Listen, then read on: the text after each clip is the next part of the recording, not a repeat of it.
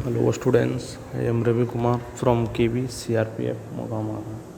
आज हम लोग हिस्ट्री का first chapter rise of nationalism in Europe में राष्ट्रवाद का उदय में हम लोग जानेंगे। Next point, the making of Germany and Italy, यानी जर्मनी और इटली का निर्माण किस तरह से हुआ उसके बारे में जानेंगे। तो फर्स्ट नंबर में हम लोग जर्मनी के बारे में जानेंगे।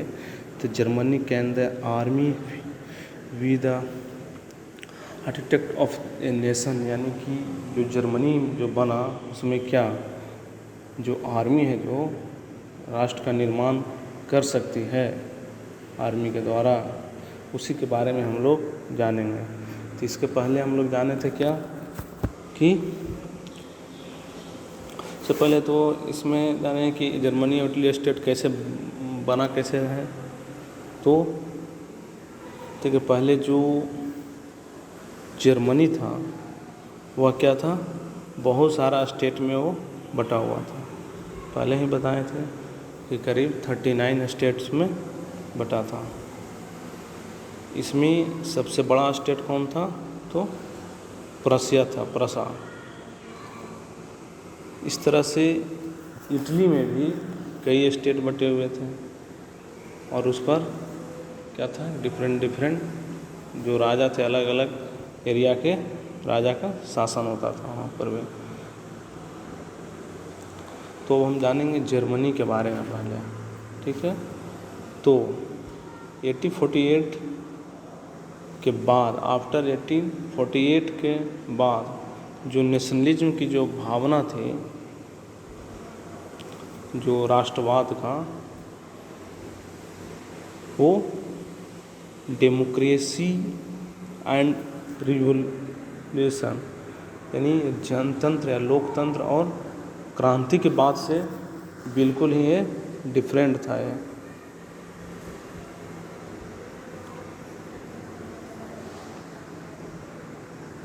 जो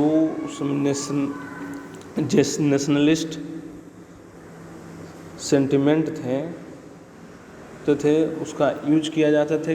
क्या चीज़ कौन करता था, तो कंजर्वेटिव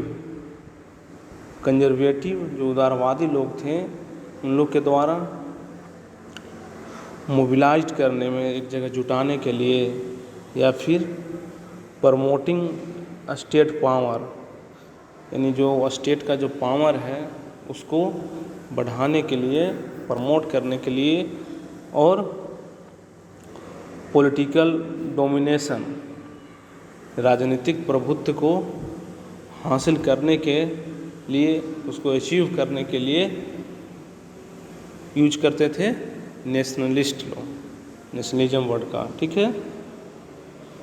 और पहले क्या था, नेशनलिज्म का भावना था डेमोक्रेसी एंड रिवोल्यूशन, जो जनतंत्र और क्रांति से जुड़ा हुआ था, जो कि अब हो गया कंजर्वेटिव, उदारवादी और मो논र्की थे, अब उसका यूज करने लगे थे नेशनलिज्म का, ठीक है। अब इसमें हम लोग जानेंगे कि जो प्रोसेस हुआ जर्मनी और इटली में उन्हें एक नेशन स्टेट क्रिएट करने के लिए, उसके बारे में। तो पहले हम लोग जाने थे कि नेशनल फीलिंग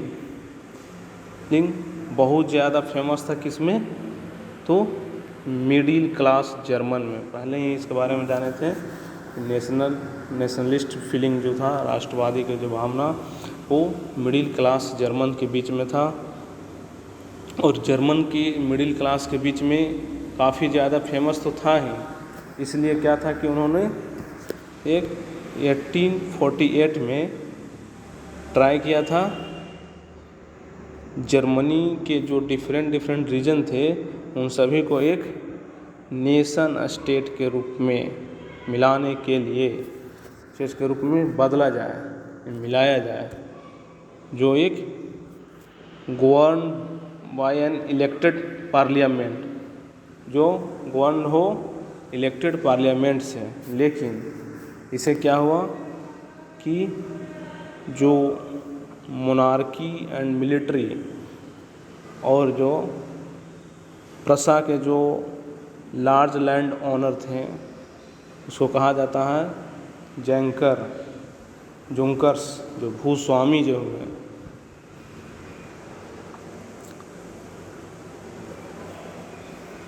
जिसके द्वारा क्या हुआ, उसको दबा दिया गया है। फिर उसके बाद इस इवेंट को प्रसाद क्या किया कि लीडरशिप करने लगा यहाँ। ये जो मूवमेंट हुआ नेशनल यूनिफिकेशन का, राष्ट्रीय एकीकरण का, उसका लीडरशिप प्रसा करने लगा। ठीक है।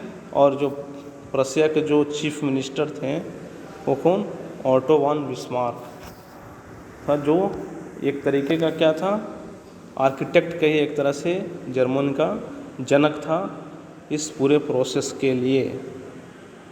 Architect of the process carried out with the help of the Prussian army. और इसके लिए वो, इस प्रोसेस के लिए वो प्रशियन आर्मी एंड ब्यूरोक्रेसी, जो नौकरशाह होते हैं, उनसे वो हेल्प लिया था, मदद मांगा था। ठीक है। फिर इसके बाद देखेंगे कि 7 ईयर के अंदर में 3 बार हुए। किनके साथ, तो एक है ऑस्ट्रिया के साथ, डेनमार्क और फ्रांस के साथ। और तीनों युद्ध में विक्ट्री किसको जीत प्राप्त हुई, तो प्रसा को। ठीक है।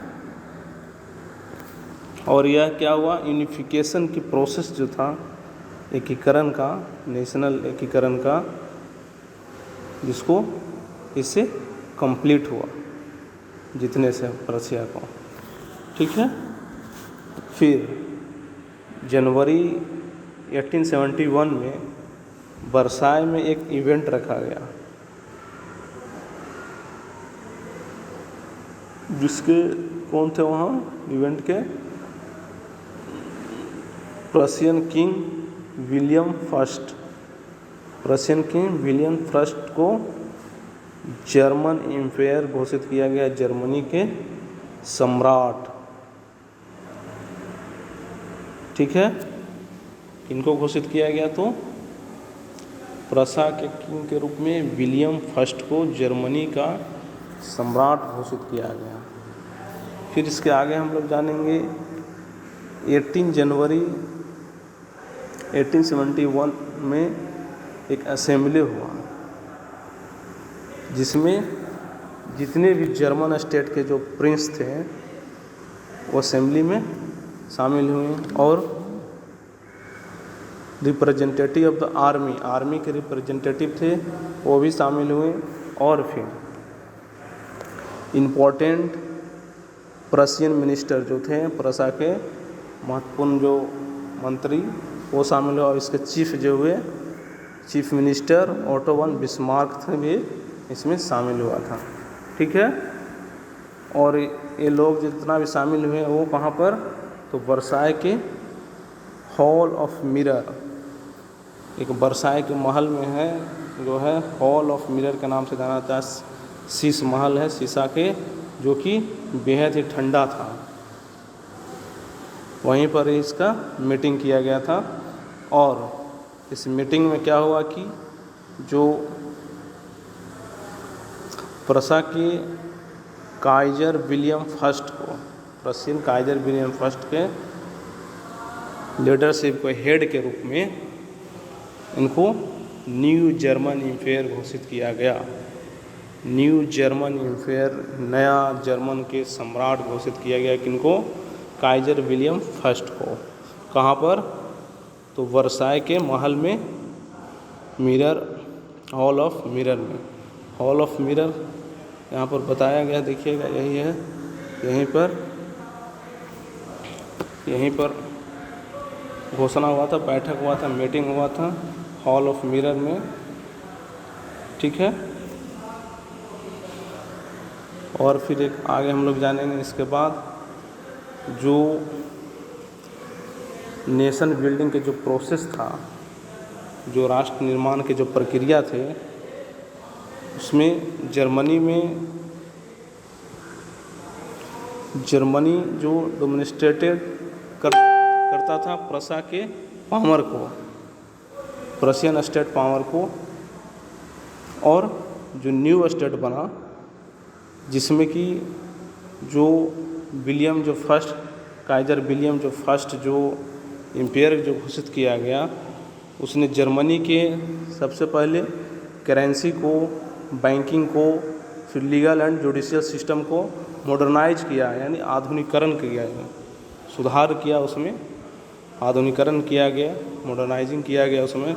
और प्रसा के जितना भी अंदर मेजर यूज किए जाते थे, एग्जाम्पल के तौर पर वजन के लिए, नाप तोल के लिए, और जितने भी तरह के प्रैक्टिस होते थे उसको, उसी मॉडल को बाकी जो जर्मनी था, रेस्ट ऑफ द जर्मनी, वहाँ पर भी इस तरह के मॉडल को लागू किया गया था।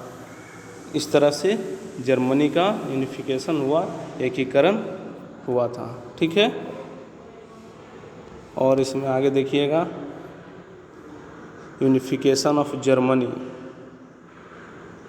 ये किस तरह से हुआ था।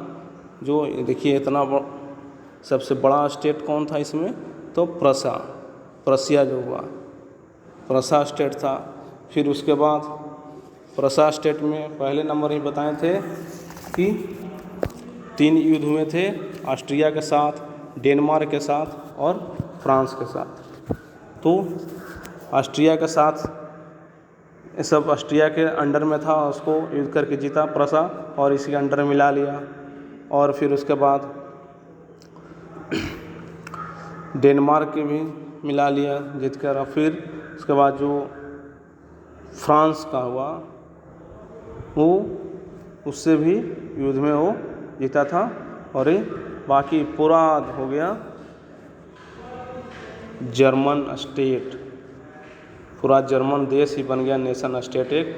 और इस सभी को मिलाकर एक एकीकरण किया गया, यूनिफिकेशन हुआ ऑफ जर्मनी 1866 से 1871 के बीच में।